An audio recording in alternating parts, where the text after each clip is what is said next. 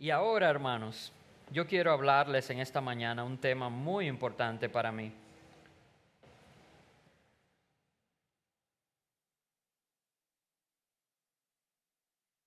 Vamos a hablar con el tema un obrero aprobado.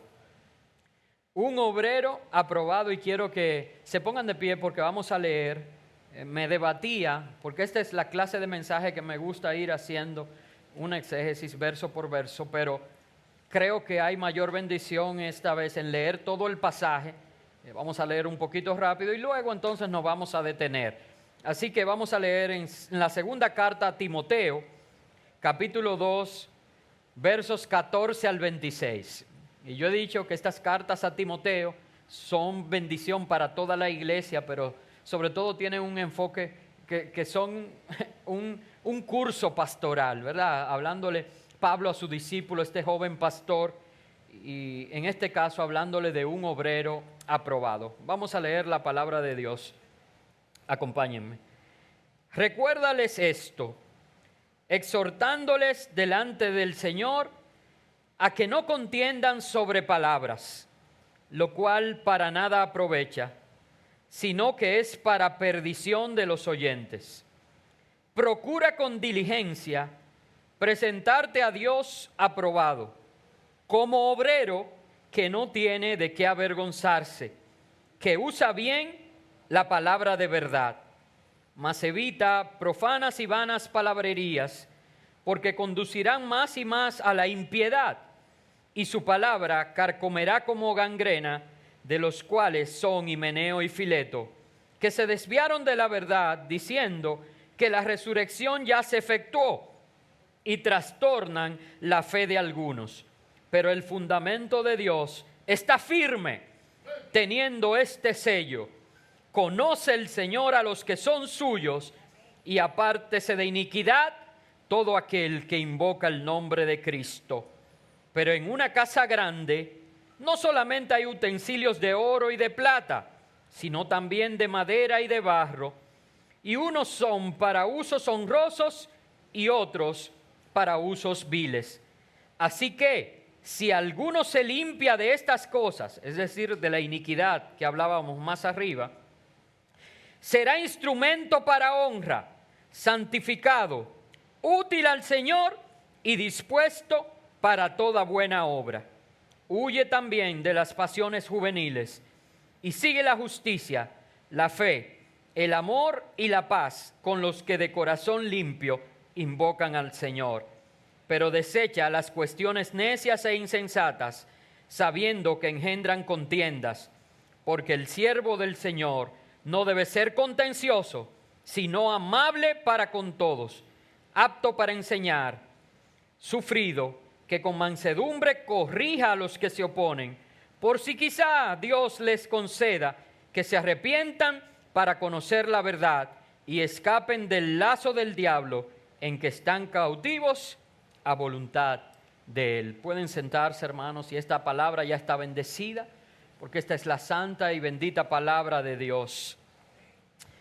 Y hay algunas recomendaciones en este texto que yo quiero compartir con ustedes que hace el apóstol Pablo al joven pastor Timoteo, motivándolo a ser un obrero aprobado. Hermanos, usted y yo tenemos que llegar a ser obreros aprobados, y yo creo que estas recomendaciones nos son útiles a nosotros hoy en día. Y en cada una de ellas quiero ir motivando algunas cosas en tu vida para que podamos aplicar esta palabra hoy nosotros.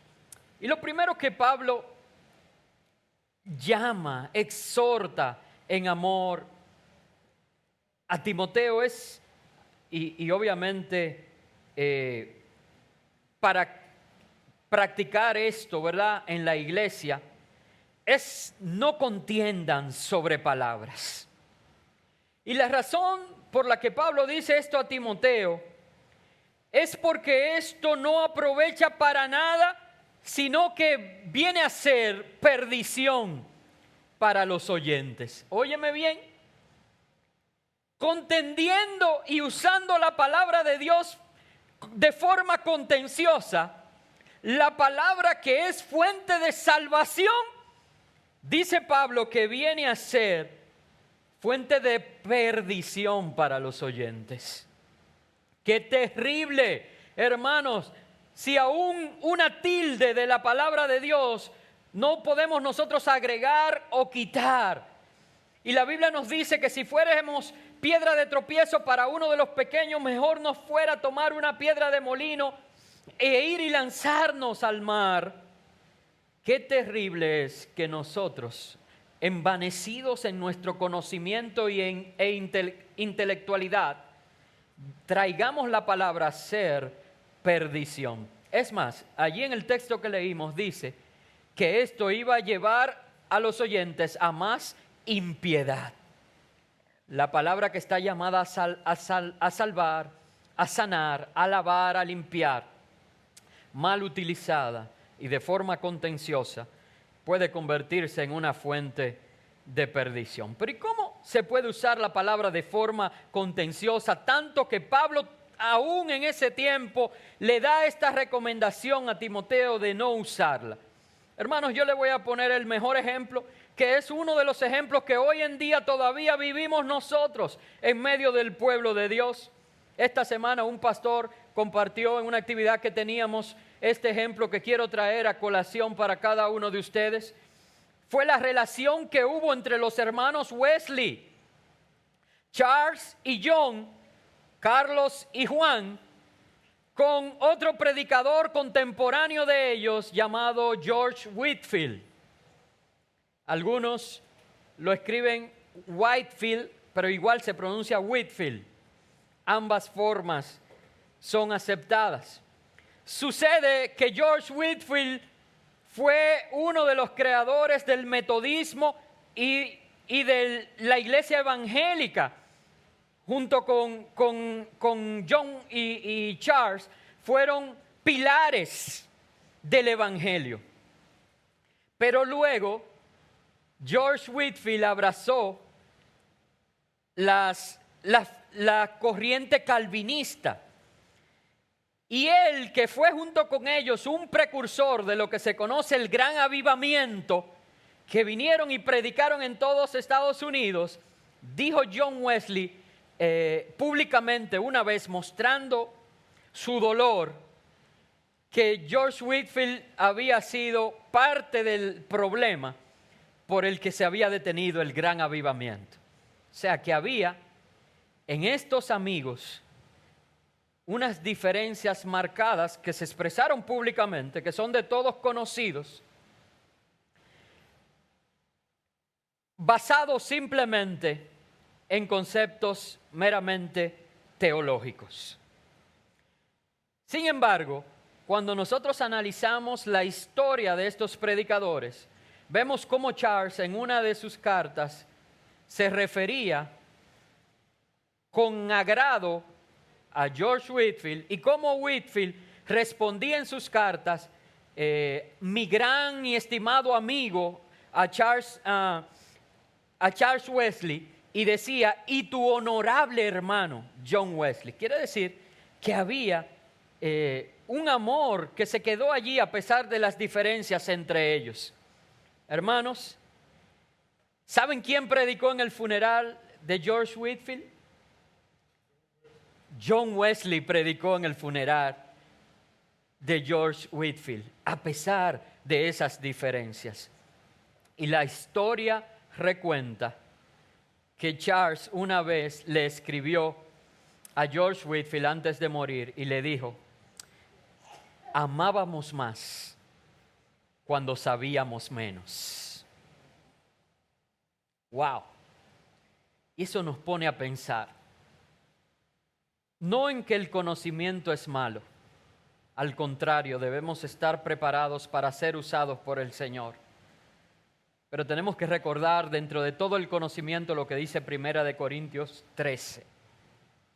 Sin el amor, nada tiene sentido. Si el conocimiento nos separa, si el conocimiento nos hace sentir superiores, si el conocimiento nos hace sentir más santos, si el conocimiento nos hace sentir que nadie puede discutirnos, entonces debemos volver al amor. Debemos poner en primer lugar el amor. porque sin amor nada tiene sentido. Estudiemos la palabra, hermanos, pero sepamos dónde está fundamentada nuestra fe. Y eso no quiere decir que no nos podamos hacer preguntas. Ahora, también no podemos querer ir corriendo si todavía no sabemos caminar bien. Tenemos que ir aprendiendo los rudimentos. Miren, ahora mismo, yo estoy trabajando junto con la Universidad Unilimit, una de las universidades cristianas más reconocidas porque tiene la aprobación de casi todas las instituciones que certifican a las universidades en Estados Unidos. Y tenemos en abril aquí una conferencia, una plenaria con la participación de casi todos los concilios e instituciones del país para elaborar el primero, por lo menos más significativo, manual de teología pentecostal en la República Dominicana. Porque sucede que aún los institutos de nuestros concilios grandes como Asamblea de Dios y todo eso, utilizaban material calvinista para sus clases, como si no hubiera una teología pentecostal definida, organizada. Y entonces ahora, obviamente con peso académico, los que van a estar escribiendo y disertando allí son todos con maestrías y doctorados para que en la comunidad académica internacional tenga valor eso como un manual de referencia y se pueda usar en universidades. Obviamente que yo solamente tendré un panel uno de los días hablando, ¿verdad?, como parte de las instituciones. Pero es parte del legado que queremos dejar a la República Dominicana y a toda América Latina, que haya un manual de teología pentecostal, porque todo lo que nosotros creemos no está basado en caprichos, sino que está basado en la palabra de Dios. Entonces, usted tiene que primero tomar eso para poder entonces saber en qué usted cree y que nada lo mueva de un lado a otro. Y que hoy usted cree una cosa y mañana usted cree otra, llevada por todo viento de doctrina. Pero de todas maneras, el conocimiento no es para contender. El conocimiento es para ponerlo al servicio del Señor. Primera recomendación que Pablo hace a Timoteo: no contiendas sobre palabras. En segundo lugar, Pablo le dice a Timoteo, casi un pleonasmo, le dice, procura con diligencia. Y digo que es casi un pleonasmo porque obviamente que el que está procurando algo va a estar haciendo todo lo que tiene que hacer. Pero Pablo quiere reforzar el concepto que está mandando a su discípulo, de que lo haga con urgencia, con diligencia, moviendo todo lo que tenga que mover. ¿Pero para qué? Procura con diligencia presentarte a Dios aprobado. Wow, hermanos, qué difícil es para nosotros aprobar un curso, una clase, un estudio de grado, un estudio de posgrado, una evaluación laboral. Qué difícil se hace porque hay tantos componentes que entran de por medio. Que a veces usted entra a ese examen, a esa prueba, y usted se autodefine quemado. ¿Y tal supervisor es que me va a evaluar? Me quemé. El examen es con tal profesor. Me quemé. Ahora imagínense que lo que Pablo está hablando a Timoteo es presentarse delante de Dios como aprobado. ¿Cuántos son pecadores en esta mañana?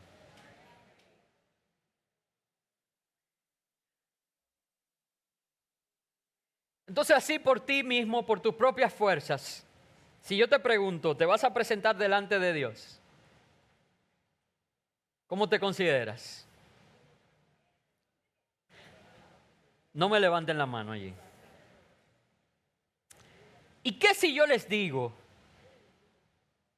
que la palabra en griego que se utiliza aquí para aprobado no se refiere simplemente a pasar? Porque estemos claros, usted puede ir a un examen en la universidad y que le vaya mal en el examen, pero sacar un 70. ¿Y aprueba o no?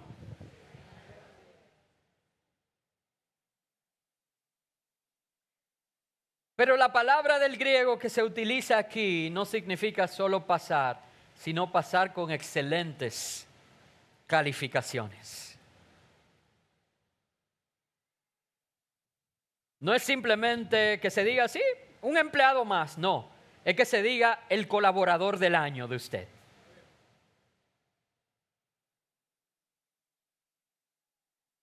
No es que se diga alguien que pasó por la universidad. No, es alguien a quien la universidad diga, yo reconozco que ha cumplido todas las exigencias y hoy tengo a bien otorgarle este título.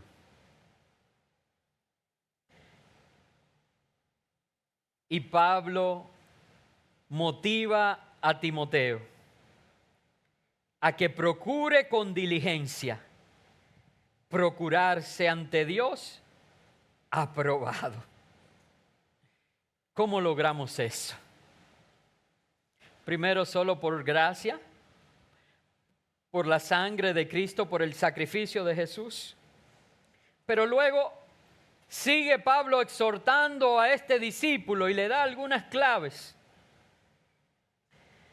en la relación con Dios, y sobre todo la próxima nos da una idea de cómo podemos nosotros ser aprobados con altas calificaciones por Dios. Y dice Pablo a Timoteo, preséntate a Dios aprobado como obrero que traza la palabra con rectitud. Hermanos, si quiero hacer una pausa aquí, porque Pablo no le dice como intelectual, Pablo no le dice como crítico, Pablo no le dice con maravillosas ideas delante de Dios.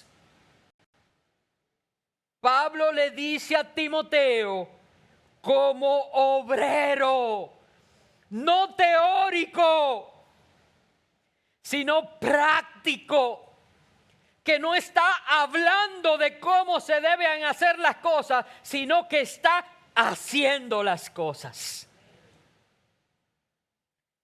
Miren, el otro día yo le dije a Yulisa, no recuerdo ni siquiera cuál era el plato, y le dije, mira, me gustaría que inventáramos tal cosa. Y ella me dice, bueno, yo nunca lo he hecho. Digo yo, eso es fácil. Tú tomas tal cosa y tal cosa, y lo pones y está listo. Y Yulisa se ríe.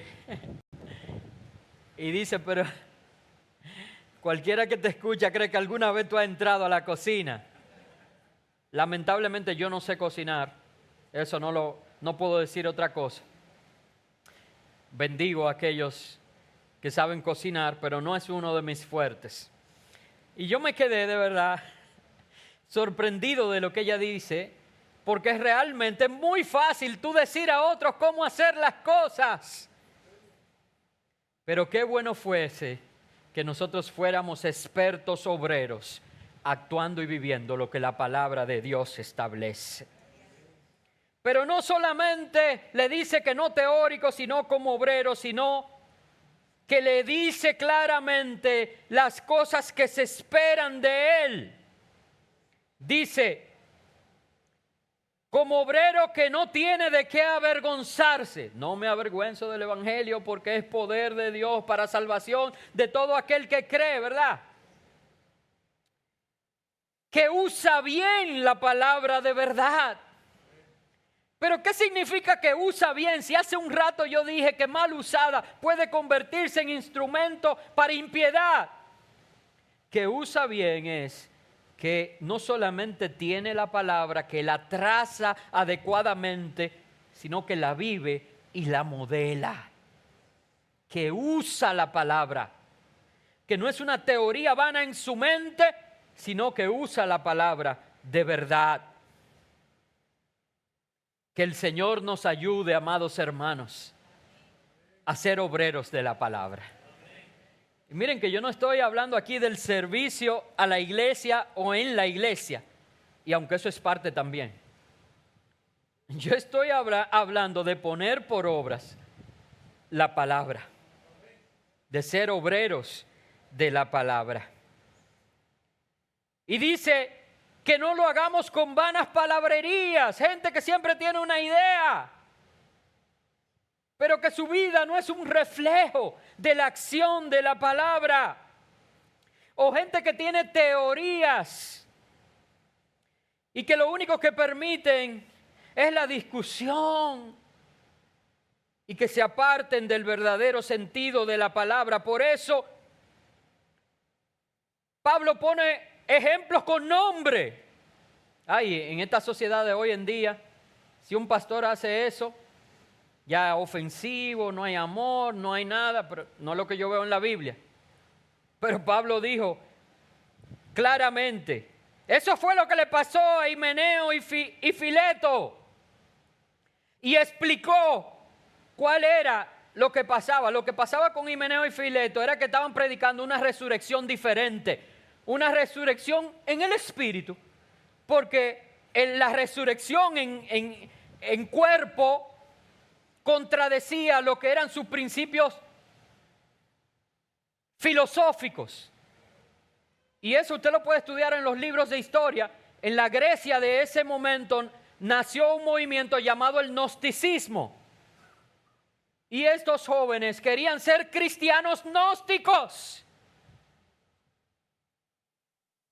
Y Pablo dice, pero es que la resurrección es fundamento de nuestra fe. Por eso es que hay que tener el conocimiento. No sé si entienden el equilibrio. No, y no es una resurrección nueva, ni un tipo de resurrección, ni una figura de resurrección. Cristo murió y fue resucitado, primicias de la resurrección, y vive para siempre. Y porque Él resucitó, nosotros también resucitaremos en Él.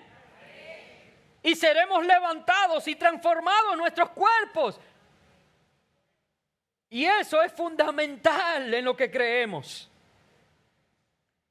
Por eso no debemos dejar, porque así como el gnosticismo con Himeneo y Fileto, así han venido a lo largo de los siglos nuevas teorías, nuevas que contradicen lo que nosotros creemos y lo que la palabra de Dios establece.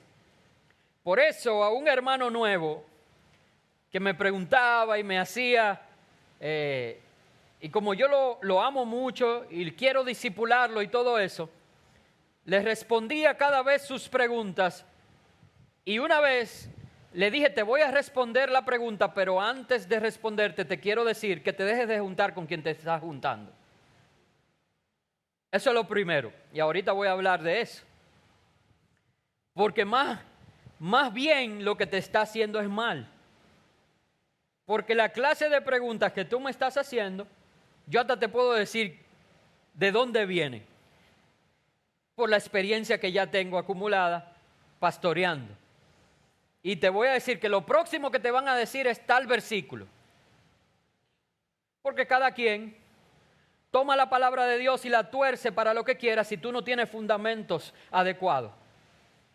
Lo del movimiento LGBTQI quieren decir que la Biblia dice que David amó a Jonatán y que ellos eran homosexuales. Y si usted no lee la Biblia y no ve el contexto y no ve la amistad pura que hubo entre ellos, ¿usted se lo compra? ¿Y eso es una verdad bíblica? De ninguna manera. De ninguna manera. No con teorías, sino como un obrero que trace la palabra con rectitud. Pero más adelante, en el verso 21,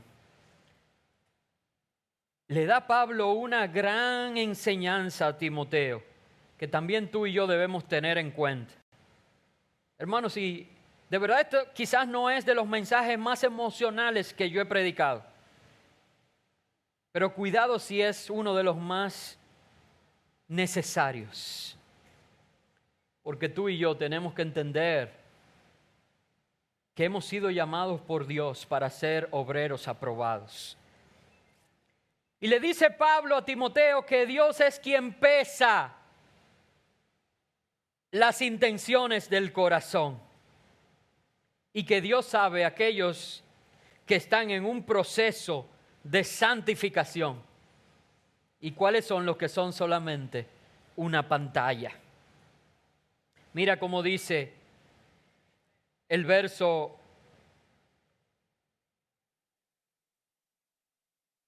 21, dije, ¿verdad? Dice, así que si alguno se limpia de estas cosas, será instrumento para honra, santificado, útil al Señor y dispuesto para toda buena obra. El Señor mira el corazón y es en el corazón donde Él puede ver la motivación que te lleva a actuar y hacer lo que haces. Sabiendo que estás en un proceso que se llama santificación, sabiendo que todavía no lo has alcanzado, pero que cada día tienes que estar más cerca de cumplir esa meta. Y es ahí donde entra en juego lo que nosotros somos, la esencia de nosotros, el alma y las decisiones que nosotros tomamos de obedecer o desobedecer la palabra de Dios. Porque saben, al pastor usted lo allanta muy fácil. El pastor quiere ver lo mejor en cada uno. Y si usted lo dice, yo se lo creo. A la iglesia también usted la engaña muy fácil. Pero la Biblia dice que el Señor no puede ser burlado, que Él conoce los pensamientos y pesa las intenciones del corazón. Y Pablo usa un ejemplo, la casa de un rico. Y usted dirá, no, pero pastor, ahí no leímos que decía que era la casa de un rico. Solamente decía que era una casa grande. Yo le voy a explicar ahora por qué yo estoy seguro que era la casa de un rico. No solamente casa grande. Y Pablo pone de ejemplo que en la casa de un rico, en la casa grande hay utensilios de oro y de plata. En la casa de qué pobre hay utensilios de oro y de plata. Y que hay otros utensilios de madera y de barro. Y que unos son para unos usos de honra y otros para usos viles.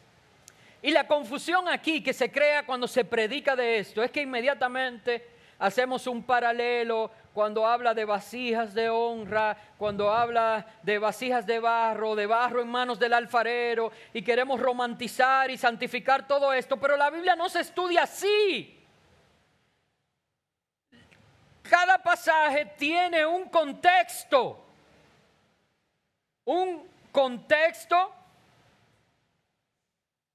histórico, social, económico, y un contexto dentro del mismo texto, o sea, un contexto, ¿cómo le llamo?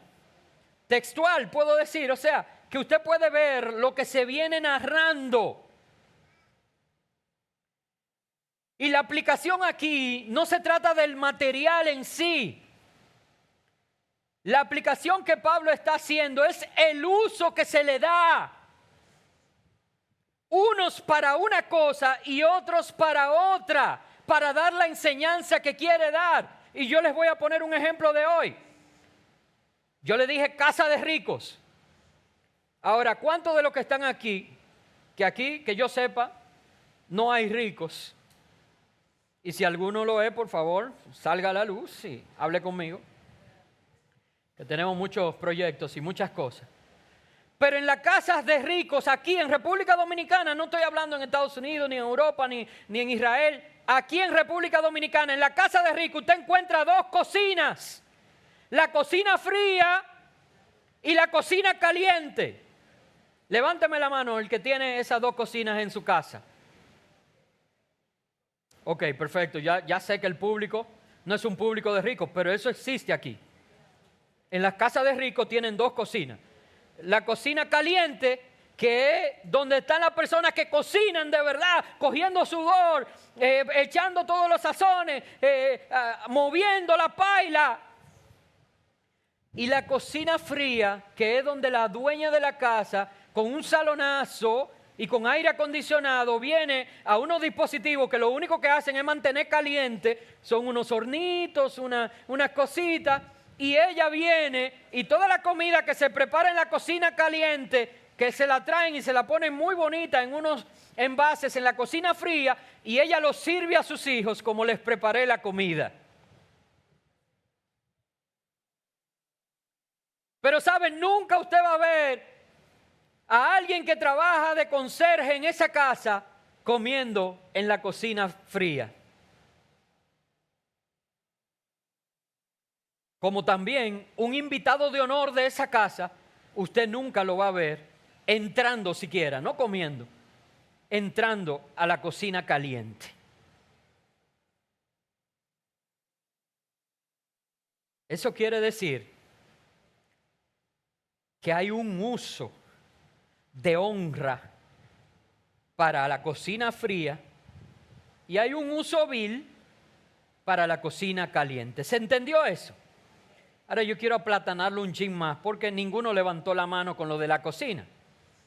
Pero ya en la clase media se vive en República Dominicana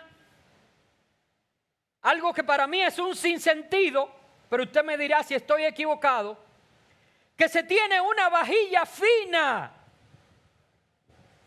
guardada. Wow, parece que aquí sí hay de eso. Déjame preguntar, porque tengo que predicar igualito. ¿Quién aquí tiene una vajilla fina guardada para cuando tiene invitados especiales en su casa? Levánteme la mano. Wow, le da vergüenza, pero gracias por ser honesta, gracias por ser honesta, gracias por ser honesta. La mayoría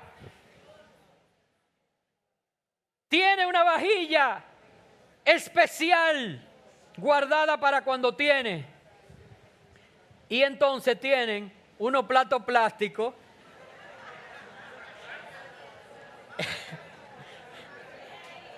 Hermano, en los campos aquí y en los barrios también aquí se tiene. Y es más, y ahora desechable también para no fregar.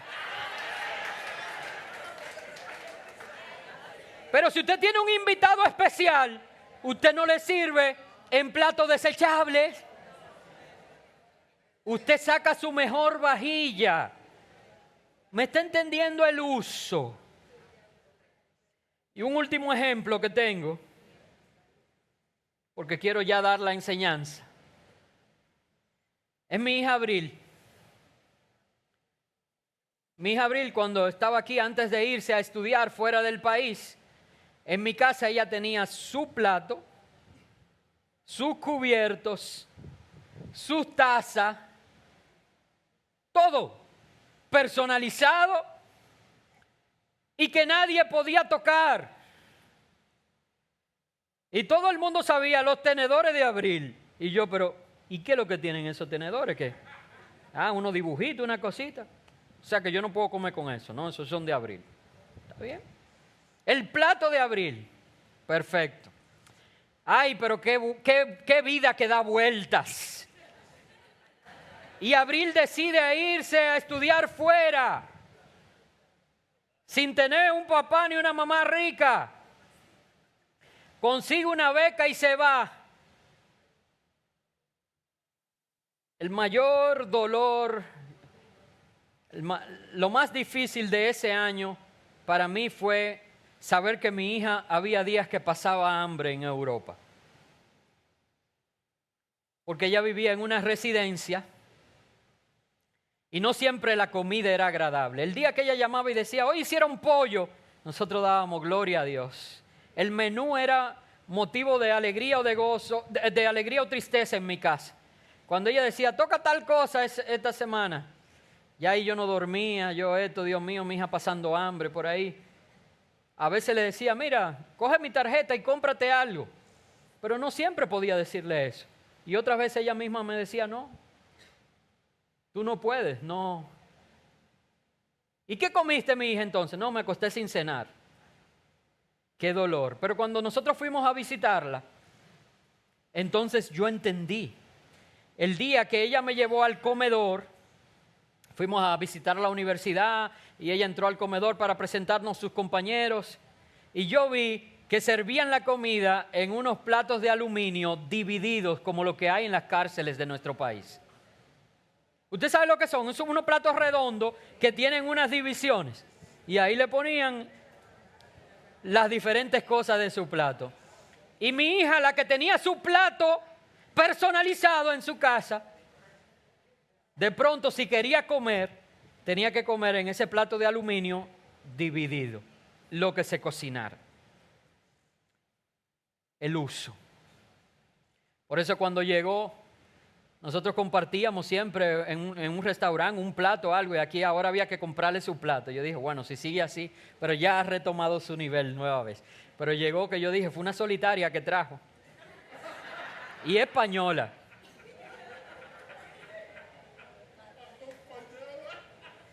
Pero saben, lo que la Biblia está hablando aquí no es del oro, de la plata, de la madera, del barro. Lo que la Biblia está hablando es de cuáles tienen usos honrosos y cuáles tienen usos viles. Y lo que Pablo está diciendo a Timoteo es que el Señor conoce, que nosotros con diligencia debemos procurar presentarnos delante de Él como obreros y que el Señor conoce a los que son suyos y los que se apartan de iniquidad para entonces poder ser usados como instrumento para honras, santificados, útil al Señor y dispuestos para toda buena obra. Y yo te pregunto, hermano, si el Señor mira tu vida, ¿para qué te determinaría el Señor? ¿Vería Él en ti un instrumento de honra? ¿Vería un instrumento de oro o de plata? ¿Vería el Señor esa vajilla que guardas para cuando hay visita? ¿O pensaría de ti el Señor como de un plato desechable? Yo no puedo mirarte y juzgar. Tienes que cada uno de ustedes probarse a cada uno. Si alguno se limpia de estas cosas, de la iniquidad, será instrumento para honra, santificado, útil al Señor y dispuesto para toda buena obra. Y por último, hay dos recomendaciones más que Pablo hace a Timoteo. ¿Han aprendido algo? ¿Puedo seguir? Son dos recomendaciones más. Pero las dije por último, aunque eran dos en vez de una, porque en ambas Pablo usa lo que se llama un contraste semítico, es decir, que los judíos usan mucho y que la Biblia, como la Biblia cuenta la historia del pueblo de Dios y la relación de Dios con el hombre, también hace uso de estos contrastes, donde Pablo le dice lo que no haga y le dice lo que sí debe hacer. La primera de ellas, Pablo le recomienda a Timoteo, si quieres ser un obrero aprobado, huye de las, versos 22 y 23, huye de las pasiones juveniles. Y parafraseando dice, y sigue la justicia, la fe y el amor, y la paz con los de corazón limpio que invocan al Señor. Generalmente, cuando se habla de las pasiones juveniles, mucha gente hace referencia a la pureza sexual. Y es posible que Pablo incluya esa arista dentro de esa recomendación. Pero si nosotros vemos el contexto una vez más y vemos lo que él sigue hablando, nos vamos a dar cuenta de que no está Pablo refiriéndose a eso, más bien, pasiones juveniles, Pablo se refiere a la actitud en el joven de cuestionar todo, de estar siempre llevando la contraria, de entrar en contradicción con las cosas que son fundamentales. Y usted le dice, pero ¿y por qué la mantequilla se le unta al pan? ¿Por qué mejor no se le unta el pan a la mantequilla? Así son los jóvenes. Está bien, no le untes tú la mantequilla al pan, úntale el pan a tu mantequilla. Porque al final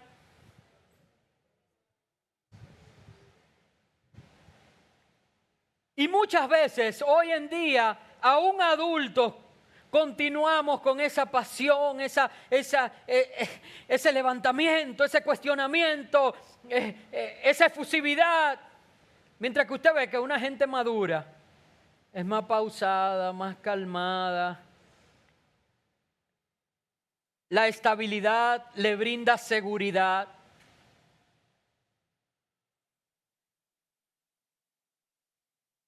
Y creen muchos teólogos que Pablo le estaba diciendo a Timoteo, madura prontamente. Huye de las pasiones juveniles. Y dice, mejor sigue la justicia, la fe, el amor y la paz. Lo que le está diciendo es vive el reino de Dios. ¿Qué es el reino de Dios según la palabra de Dios? Justicia, paz, gozo en el Espíritu. Y Pablo le está diciendo a Timoteo, tú tienes que ir, en vez de estar como un joven saltando y brincando y queriéndotela dar y lucirte y eso.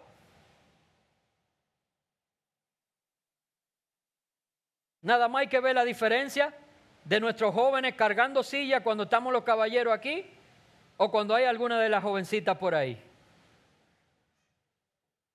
El otro día nos tocó y estaban las hembras cargando así y yo veo uno que yo dije, pero muchacho, y hay que cargar tanta junta. Y doy la vuelta así y dije, déjame ver a quién es que le está haciendo. Sí, porque él iba así. Como con 10 sillas así. Y yo. Y el pastor Rubén y yo cayéndonos con una sillita que íbamos. Y él iba así. Y yo me paré, le dije, déjame ver Rubén, déjame ver quién es que está. Y vi 2 o 3 y dije, ya entendí. Ya entendí. No, pero Pablo le dice, mejor que se vea en ti y sea evidente la justicia. Que se vea en ti y sea evidente la fe, que eres un hombre de Dios, que le cree a Dios. Que se vea en ti el amor, que se vea en ti la paz. Y dice, y que te juntas con los que de limpio corazón invocan al Señor. Y dije que iba a hablar de eso. Porque a veces la Biblia es radical. A mí a veces me acusan de que yo soy muy fuerte, esto. Señor, entiendan, yo tengo un llamado y Dios me moldeó con la capacidad para cumplir el llamado que Él me dio. La Biblia no tiene verdades a medias tintas, tiene verdades absolutas. Dice, si tu mano derecha te es ocasión de caer, ¿qué dice? Pon ahí, pásale un mentolcito y dile, linda, te está portando mal, te voy a poner de castigo. Eso es lo que dice la Biblia. ¿Qué dice? Córtala. Si tu ojo derecho te es ocasión de caer, ¿qué dice? Ojito, ojito, te voy a quitar la tablet 2 minutos. ¿Qué dice? Sácalo. Nosotros no podemos estar queriendo encajar en este mundo. Nosotros no encajamos. Y la Biblia tiene una manera de hacer las cosas. Y la Biblia dice, mejor es que con los que de corazón limpio invocan al Señor, practiques estas cosas. Si hay una gente que lo que te está sembrando duda en el corazón, corta esa relación. Claro, nosotros tenemos que relacionarnos con los que no creen para llevarles el mensaje, pero que ese no sea tu círculo íntimo, con el que tú te abres, con el que tú hablas cosas que son profundas. Porque esas palabrerías en nada aprovechan, lo dijimos al principio. Por eso nosotros tenemos que separarnos. Ahorita hablé de santificación, pero Dios espera de nosotros separación. Para ser un obrero aprobado, para que podamos ser instrumentos de honra en las manos del Señor, nosotros tenemos que consagrarnos para Él y no ver lo que todo el mundo ve, no escuchar lo que todo el mundo escucha. Y si tú le dices a Siri, tócame una canción de Neuri Yané y te pone una de Karol G, tú le dices que el Señor reprenda al diablo y busca ahí Neuri Yané. Y ahí en vez de decirte que tú eres una qué sé yo qué, te va a decir, descansa. Es el tono.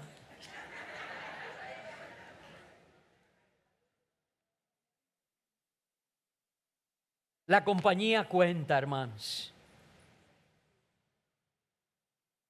Vamos a acompañarnos de personas que nos sumen y no nos reste. Huye de las pasiones juveniles y sigue la justicia, la fe y el amor. Y el segundo contraste que hace Pablo es que dice, no seas contencioso. Como empezamos, terminamos. No seas un discutidor de la palabra. No seas un teórico de la palabra. Antes sé amable, que vuestra gentileza sea conocida de todos. Apto para enseñar, o sea que el conocimiento sí lo está poniendo en práctica en lo que debe de ser. Sufrido, y dice ¿por qué sufrido? Una vez que dice sufrido pone una coma, ¿lo ve? Y dice para que con mansedumbre corrija a los que se oponen. Hermano, eso no le gusta a nadie. ¿Usted cree que hay gente que disfruta? No, usted lo personaliza. ¿Usted cree que el pastor disfruta corregir gente grande? No, hermano, el pastor le duele el alma cada vez que tiene que hacerlo. Pero si no lo hace, se muere. Porque en el pecho tiene el fuego, la llama encendida del celo por las cosas del Señor. Y saben, quizás a nadie le gusta, la Biblia lo dice, que al principio la corrección, la disciplina para nadie es motivo de gozo. Pero mira lo que dice Pablo aquí en el verso 25. Para que con mansedumbre corrija a los que se oponen, por una razón. Por si quizá Dios les conceda que se arrepientan para conocer la verdad. Me gusta más el verso 26, porque describe la realidad de por qué hacen lo que hacen. Dice, y escapen del lazo del diablo, en que están cautivos a voluntad de él. El desobediente, el que está en pecado, está preso del lazo del diablo. Que el Señor los reprenda. Y están cautivos a la voluntad de él. Y por eso hacen las cosas incorrectas. Pero quizás con la corrección, que no le va a gustar, que le va a incomodar, pero quizás se arrepiente. Y si se arrepiente, ese lazo se rompe en el nombre de Jesús, porque la obediencia siempre trae bendición. Así que pongámonos de pies, hermanos, y reflexionemos en algo. ¿Queremos ser nosotros obreros aprobados?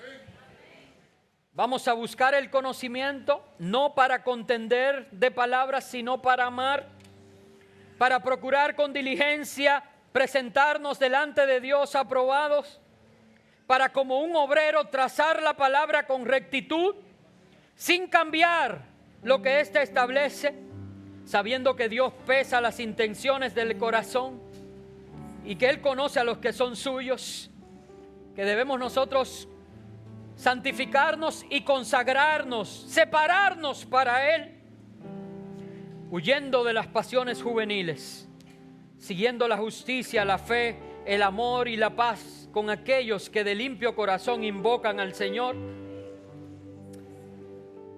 Y resumiendo, no siendo contenciosos, sino siendo personas amables, aptos para enseñar y sufridos para corregir, sabiendo que la corrección libera del lazo del diablo.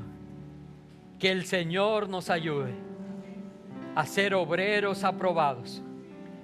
Y que ese día que se mencionen los nombres y se diga Viena, Rommel, Nathalie, Rosana, Jocelyn, Yulisa, Melissa,